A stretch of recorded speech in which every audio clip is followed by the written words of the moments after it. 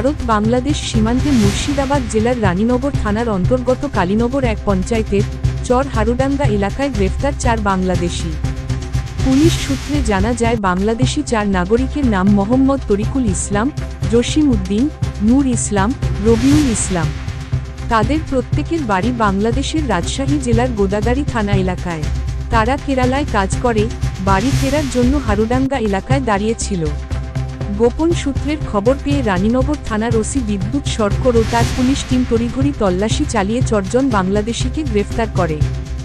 আজ তাদের নামে একটি কেস রেজিস্টার করে লালবাগ আদালতে পাঠায় রানীনগর থানার পুলিশ।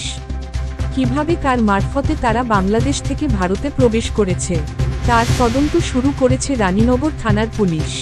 মুর্শিদাবাদ জেলা থেকে পার্থ মণ্ডলের রিপোর্ট, জেলার বার্তা।